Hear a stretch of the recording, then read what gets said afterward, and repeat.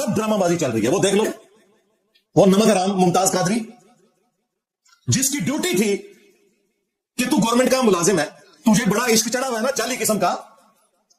یہ جعلی ویسے ہی کہہ رہا ہوں کہ چشتی صلح تھانوی صلح والا کے اوپر کبھی نہیں چڑھیں گے.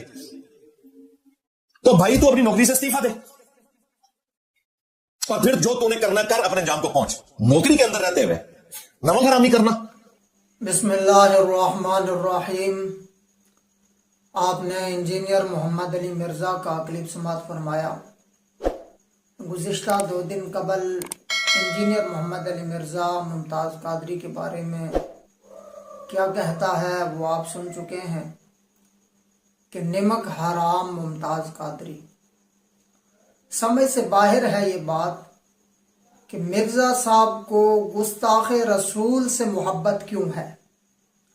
وہ گستاخ رسول وہ قادیانی ہوں, وہ مبارک ثانی کیس والا معاملہ ہو, وہ مختار سقفی ہو, جو بھی گستاخ رسول ہوگا اس کے بارے میں مرزا صاحب کا نرم گوشہ ہوگا. مرزا صاحب اس کے بارے میں پوزیٹو نظریہ رکھیں گے, اور جو عاشق رسول ہوگا مرزا صاحب کا اس کے بارے میں لہجہ انتہائی سخت ہوگا. عاشق رسول صحابہ کرام ہوں, مرزا صاحب ان کے بارے میں اکثر گستاخیاں کرتے رہتے ہیں. عاشق رسول اس دور کے بزرگ ہوں, مرزا صاحب ان کے خلاف زبان درازی کرتے رہتے ہیں. کیا وجہ ہے؟ عاشق رسول سے نفرت اور گستاخ رسول سے محبت. ممتاز قادری صاحب نے سلمان تاثیر کا قتل کیا تھا. سلمان تاثیر گستاخ رسول تھا, اور گستاخ رسول کی سزا یہی ہے کہ سرتن سے جدا کیا جائے. گستاخ رسول کی ایک ہی سزا ہے, وہ واجب القتل ہے. انسان تو انسان گستاخ رسول کو یہ دھرتی بھی برداشت نہیں کرتی. ایک نصرانی تھا, اس نے اسلام قبول کیا, کاتب تھا, لکھا کرتا تھا, بعد میں پھر مرتد ہو گیا, نصرانی ہو گیا. آپ صلی اللہ علیہ وسلم کے خلاف لکھا کرتا تھا.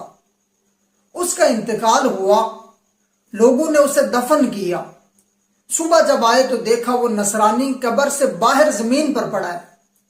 انہوں نے سوچا کہ یہ نعوذ باللہ صحابہ اکرام کی شرارت ہے. انہوں نے یہ کام کیا. دوسرے دن پھر اسے دفن کیا. پھر جب تیسرے دن آئے تو دیکھا تو پھر وہ قبر سے باہر زمین پر پڑا ہے. تیسرے دن پھر انہوں نے قبر کو گہرا کیا, پھر اسے دفن کیا. اور چوتھے دن جب صبح پھر آئے تو دیکھا کہ وہ قبر سے باہر پڑا ہے. گستاخ رسول کو یہ دھرتی بھی برداشت نہیں کرتی. نصرانی بھی سمجھ گئے کہ یہ صحابہ کرام کا کام نہیں, یہ عرش والے خدا کا کام ہے. یہ گستاخ رسول تھا, اور گستاخ رسول کو یہ زمین بھی برداشت نہیں کرتی. گستاخ رسول کی ایک ہی سزا ہے. ایک عیسائی گستاخی کر رہا تھا تقریر کے دوران, سامنے بیٹھا ایک کتا. جب اس نے گستاخی کی آپ صلی اللہ علیہ وسلم کی شان میں تو وہ کتا بھوکا. کسی نے کہا کہ یہ کتا اس لیے بھوکا ہے کہ تو نے آپ صلی اللہ علیہ وسلم کی گستاخی کی ہے. اس نے کہا نہیں ایسی بات نہیں ہے, میں نے اشارہ کیا, اس وجہ سے وہ بھوکنا شروع ہو گیا. وہ یہ سمجھ رہا ہوگا کہ میں اس کو مارنے لگا ہوں یا اس پہ حملہ کرنے لگا ہوں, اس لیے وہ ڈر کی وجہ سے بھوک رہا ہے. بہرحال اس نے پھر تقریر شروع کی.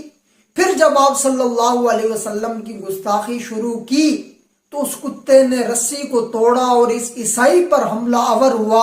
اس وقت تک یہ کتا پیچھے نہیں ہٹا جب تک اس گستاخ کے جسم سے جان نہیں نکل جاتی. گستاخ رسول کو تو جانور اور کتا بھی برداشت نہیں کرتا. گستاخ رسول کی سزا وہ سرتن سے جدا ہے, وہ قتل کرنا ہے. آپ صلی اللہ علیہ وسلم نے ایک موقع پر فرمایا, نام لے لے کر کہا کہ فلاں فلاں گستاخ کو قتل کیا جائے. ان میں ایک گستاخ ایسا تھا جو خانہ کعبہ کے غلاف کے ساتھ لپٹا ہوا تھا. صحابہ کرام نے عرض کیا یا رسول اللہ, وہ غلاف کے ساتھ لپٹا ہے, ہم اسے وہاں کیسے قتل کریں, وہ تو امن والی جگہ ہے. خانہ کعبہ اور بیت اللہ تو وہ ہے کہ فتح مکہ کے موقع پر آپ صلی اللہ علیہ وسلم نے فرمایا تھا جو بیت اللہ کی 4 دیواری کے اندر آ گیا میں محمد اسے امن دیتا ہوں. ومن دار ابی سفیان فہو آمن، اور جو حضرت ابو سفیان رضی اللہ تعالی عنہ کی 4 دیواری کے اندر آ گیا میں محمد اسے بھی امن دیتا ہوں. لیکن آپ صلی اللہ علیہ وسلم نے فرمایا کہ یہ گستاخ رسول ہے، یہ کعبے کے غلاف کے ساتھ اگر لپٹا بھی ہے اسے وہاں ہی قتل کر دیا جائے، کیونکہ گستاخ رسول کی کوئی معافی نہیں ہے.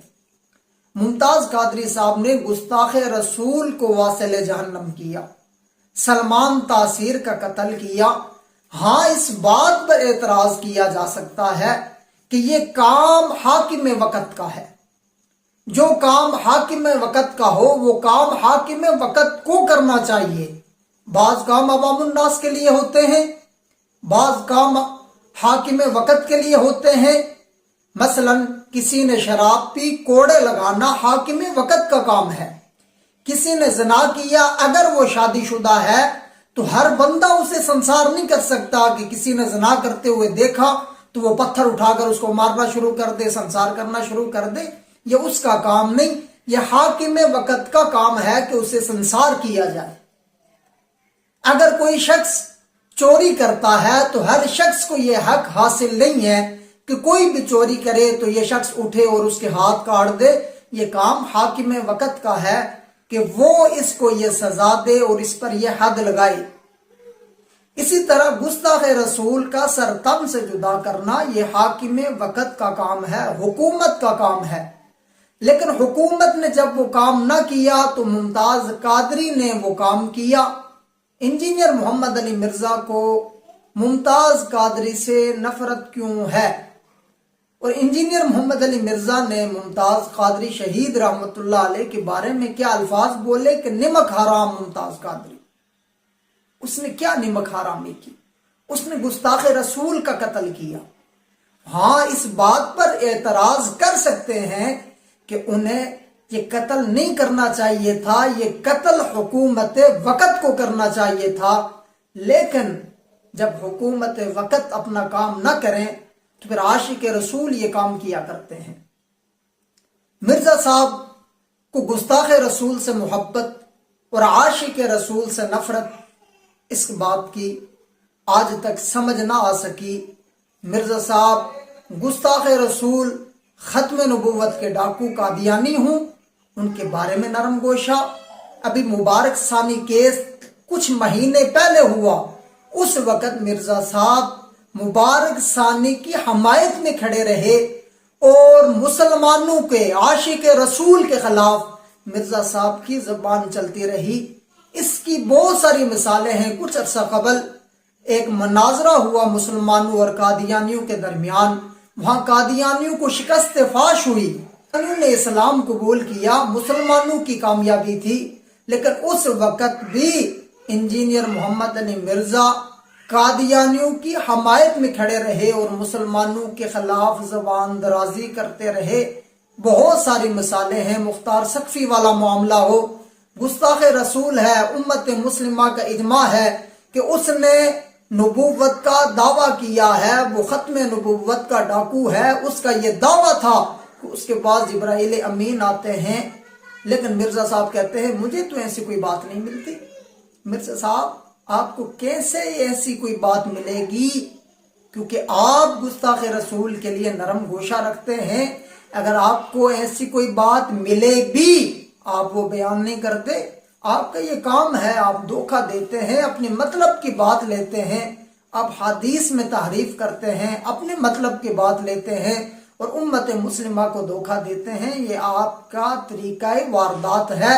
بہرحال سمے سے باہر ہے.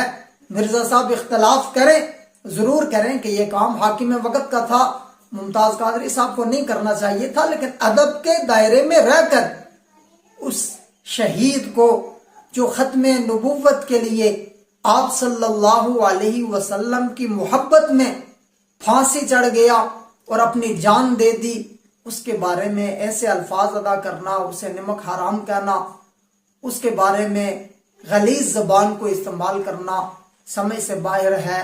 اللہ پاک سے دعا ہے اللہ پاک اس فتنے سے امت مسلمہ کی حفاظت فرمائے، اور اللہ پاک ہمیں دین کو سمجھ کر اس پہ عمل کرنے کی توفیق عطا فرمائے۔ السلام وما علینا الا البلاغ۔